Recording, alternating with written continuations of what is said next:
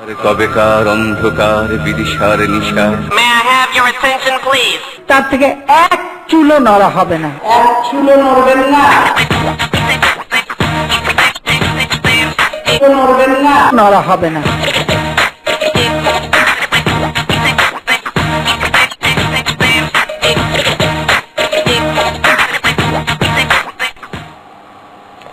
দেখতে চোখ রাজনীতিতে চুল বড় গুরুত্বপূর্ণ হয়ে উঠেছে, অথচ কাল্পনিক প্রেমিকার মেঘ কালো চুল নিয়ে বাংলা সাহিত্যের আধুনিক রোমান্টিক কবি যে চরণ লিখে গেছেন, প্রেমের সীমানা ছাড়িয়ে হালের রাজনীতির চুলচেরা বিচার করতে গিয়ে যদি তা উদ্ধৃত করা যায় তাহলে কতটা জুৎসই হয়, সে চেষ্টা করেছেন মনিরুল ইসলাম মিন্টু। তার কবেকার অন্ধকার বিদিশার নিশা, মুক্তার শ্রাবস্থির কারুকার্য, অতি দূর সমুদ্রের পথ, হাল ভেঙে যে নাবিক হারায়েছে দিশা।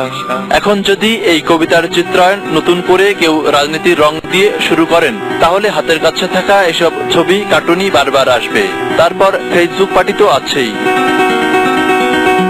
এসবের নেপথ্যের ফ্যাক্টরটা হলো গত 18 তারিখে প্রেস কনফারেন্সে তত্ত্বাবধায়ক সরকার প্রশ্নে প্রধানমন্ত্রীর বক্তব্য, তার বিপরীতে খালেদা জিয়ার কমেন্ট। জনগণ ভোট দিয়েছে আমাদেরকে, সংবিধান সংশোধন করেছি, যা হবে সংবিধান মোতাবেক হবে, তার থেকে এক চুলো নড়া হবে না, ব্যাস এক চুলো নড়বেন না। এমন বাতাস আসবে আন্দোলনের জনগণের চাপ, সেই বাতাসে সুবন্ত থাকবেই না, নিজেদের অস্তিত্ব নিয়েও টানাটানি করবে।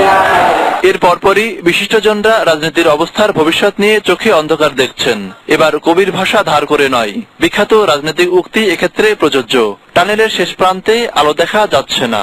যদি আপনারা দুই পার্টি এগ্রি করে তাহলে এই ফ্রেমওয়ার্ক অফ দ্য কনস্টিটিউশনের মধ্যেই কেয়ারটেকার গভর্নমেন্ট করা যায়। যে কারণেই চুলকে বিদিশার নিশার সাথে তুলনা করা হোক না কেন, তো সাম্প্রতিক রাজনীতিতে চুল নিয়ে যে বিতর্ক উঠেছে এটা অত্যন্ত দুর্ভাগ্যজনক। এখানে রূপও নেই, গুণও নেই, আছে শুধু হিংসা আর বিদ্বেষ। তবে এই আলোহীন রাজনীতির অবস্থায় এরশাদের অবস্থান নিয়ে কবিতার আশ্রয় নিতেই হয়। চুল তার কবেকার অন্ধকার বিদিশার নিশা, মুক্তার শ্রাবস্থির কারুকার্য। বোঝাই যায় আপাতত কোনো দিশা বিদিশার মধ্যে নেই তিনি। জাতীয় পার্টি সমর্থন করেছে, যেহেতু মহাজোটে আছে মহাজোট পাচ্ছে। সমর্থন দেওয়ার কোনো অর্থ ছিল না। মানুষের মান উঠে গেলে কোনো শক্তি সেটাকে ফেরাতে পারে না, প্রমাণ হয়েছে গাজীপুরে। তবে তার সমর্থকরা চুল ছিঁড়ছেন দোলাচলে। মেরসাদ তো একাধবার একাধ কথা বলে, কার সাথে কে যাবে না যাবে সেটা তো সে নিজেই ঠিক মতো বলতে পারে না। না, এটা আসলে চাপের কারণে। এখন দেখা যায় জাতীয় পার্টির অনেক নেতা কর্মীর ভিতর একটা ক্ষোভ আছে যে মহাজোট থেকে আমরা কি পেলাম কি পেলাম না। জনগণ এখন কোন দিকে যাবে সেই রাস্তা বুঝতে পারছে না। রাজনীতিবিদ বা রাজনীতিকে কবি জীবনানন্দ দাশের ভাষায় চুলচেরা বিশ্লেষণ করা গেলেও দুই নেত্রীর চুলোচুলি শিরোনামে ঝালসতে মিষ্টি মিষ্টি কথা বলে নিজেরা নিজেদের চুল ছিঁড়ছেন কিছু টকশোইস্ট। সবাই জানে কিনা আমি অতটা না। আপনি industrialist. Monirul Islam Mintu, ATN news, Dhaka. ঝগড়া বা কাট থাকবে না, সেটাই যেন এখন টক অব দ্য কান্ট্রি। অনরি অবস্থার পরিবর্তন না হলে রাজনীতিতে অগণতান্ত্রিক শক্তিকে ডেকে আনবে, উস্কে দেবে সংঘাত সংঘর্ষকে, এমন শঙ্কা বিশ্লেষকদের। জনগণ ভোট দিয়েছে আমাদেরকে, সংবিধান সংশোধন করেছি, যা হবে সংবিধান মোতাবেক হবে, তার থেকে এক চুলো নড়া হবে না, ব্যাস এক চুলো নড়বেন না। এমন বাতাস আসবে আন্দোলনের জনগণের চাপ, সেই বাতাসে সুবন্ত থাকবেই না। পারস্পরিক ভাবে অনর অবস্থান এবং তার থেকে যদি সংঘাতময় একটা পরিস্থিতি আবার শুরু হয় তাহলে সেটা কিন্তু গণতন্ত্রের বিকাশের জন্য সুখকর না। এবং আমি মনে করি যে সেখানে এর ফলে সুবিধাটা পাবে কিন্তু গণতন্ত্রের পরিপন্থী শক্তিগুলো, সেটা নিশ্চয়ই আমাদের নেতৃবৃন্দ চায় না। আমাদের বহুমতের মধ্যে থেকে কিন্তু গণতান্ত্রিক চর্চার মাধ্যমে কিন্তু মানুষ এগিয়ে যায়, গণতন্ত্র এগিয়ে যায়, ঐক্যমত্য হয় এবং জাতীয়ভাবে জাতীয় ইস্যুগুলোকে ফেস করা সম্ভব হয়। কিন্তু এই যে প্রবণতা, সেটির ফলে যেটা হচ্ছে যে আসলে গণতান্ত্রিক স্পেসটা ক্রমাগতভাবে সংকুচিত হচ্ছে, অগণতান্ত্রিক আচরণগুলো কিন্তু বেশি বিকশিত হচ্ছে, যেটা আমি মনে করি যে আসলে গণতন্ত্রের ভবিষ্যতের জন্য ইতিবাচক নয়। তারা যে ভাষা ব্যবহার করেন একে অপরের বিরুদ্ধে, সেই ভাষা সংকটকে আরো প্রলম্বিত করে বা আরো এটাকে গভীর করে তুলবে। এটা কোনো রাজনৈতিক ভাষা হলো না কোনো পক্ষেরই, আমার মনে হয় মানে সমঝোতার ভাষা।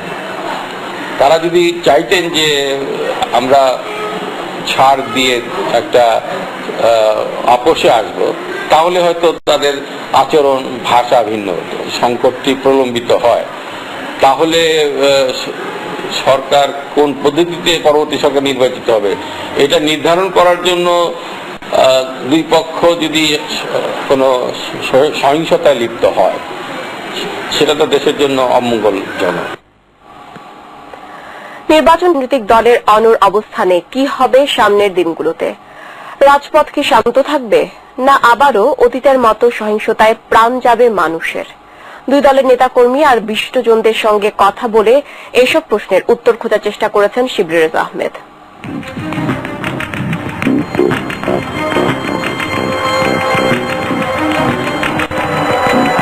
2006 সাল আগস্ট সেপ্টেম্বর মাস আসন্ন ছিল নবম জাতীয় সংসদ নির্বাচন। তখনও নির্বাচনে যাওয়া না যাওয়া নিয়ে বিরোধী দল আওয়ামী লীগ সংবিধান সংশোধনের শর্ত জুড়ে দেয়। আর তখনকার সরকার প্রধান হিসেবে বেগম খালেদা জিয়াও ছিলেন অনড়। চলছিল পাল্টাপাল্টি হুমকি আর আলটিমেটামের সাথে রাজনীতিতে রাজপথ দখলে রাখার হুঁশিয়ারি। ফলাফল 28 অক্টোবরের রক্তাক্ত রাজপথ।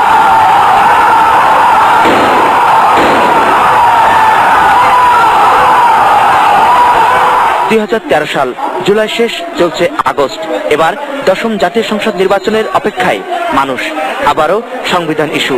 এক পক্ষ যখন রক্ষা করার ঘোষণায় অনড়, অন্য পক্ষের নেতাকর্মীরা সংশোধনী এনে তত্ত্বাবধায়ক সরকার প্রবর্তনের দাবিতে রাজপথ দখলের অপেক্ষায়। সেই দাবি আদায়ের জন্য জাতীয়তাবাদী ছাত্রদল রাজপথে থাকবে যখন আমাদের নেত্রী নির্দেশ দিবেন। নৈরাজ্য সৃষ্টি করে আওয়ামী লীগ, যুবলীগ, ছাত্রলীগ, আমরা ঘরে বসে থাকবো না। আমরা যে কোনো অপশক্তির বিরুদ্ধে জাতীয়তাবাদী ছাত্রদল রাজপথে সেটার জবাব দিতে প্রস্তুত রয়েছি। আর বাংলাদেশ আওয়ামী যুবলীগ বিশেষ করে রাজপথ আমরা সবসময় দখলে থাকে। ইনশাআল্লাহ তাদের মোকাবেলার জন্য আমরা রাজপথে সবসময় সক্রিয়। রাজপথের নেতাকর্মীদের এই দ্বৈরথ দলের কেন্দ্রীয় নীতি নির্ধারণী পর্যায়ের নেতাদের শক্ত অবস্থানের কারণেই। বিভিন্ন সময়ে কর্মীদের সাহস যোগাচ্ছেন তারা। আর অন্য পক্ষ শৃঙ্খলা রক্ষায় প্রশাসনের পাশাপাশি দলীয় কর্মীদের উপরই ভরসা করছেন। বর্তমান সরকারের রেকর্ড আছে নিরাপত্তা বাহিনী দিয়ে জনগণের উপর কিভাবে নির্বিচারে গুলিবর্ষণ করে তাদেরকে হত্যা করেছে।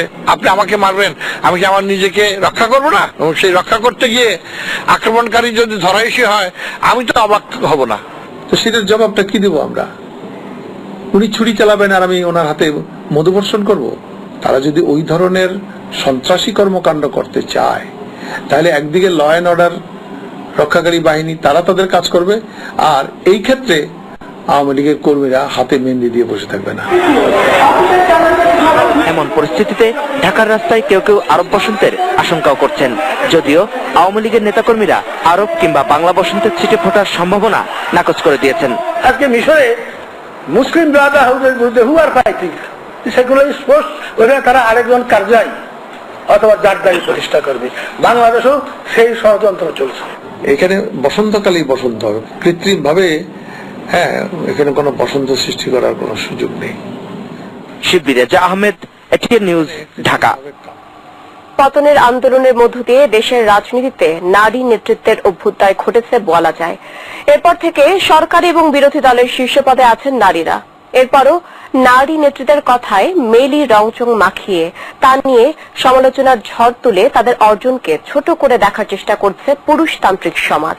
মন্তব্য নারী নেতৃত্বের। বিস্তারিত নাজিয়া আফরিনের রিপোর্টে। 1991 থেকে 2013 দীর্ঘ এ সময় দেশের দুটি প্রধান রাজনৈতিক দল আওয়ামী লীগ এবং বিএনপি নেতৃত্ব দিয়েছেন উত্তরাধিকার সূত্রে রাজনীতিতে আসা দুই নারী নেত্রী, যারা সময়ের প্রয়োজনেই রাজনৈতিক অঙ্গনে ক্রান্তিকালে হাল ধরেছেন দলের।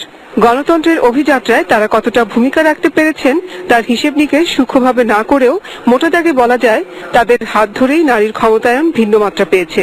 দুজনই কিন্তু আসছেন, ওনারা তৈরি হয়ে আসেননি, ওনারা এসে তৈরি হয়ে এখন অনেক সিদ্ধান্ত নেন। এমনকি ওনারা দুজন এই যে কয়েক দশক ধরে রাষ্ট্র পরিচালনা করছেন, তার একটা পরোক্ষ ইতিবাচক প্রভাবও পড়েছে। অনেক নারীরা রাজনীতিতে আসছেন।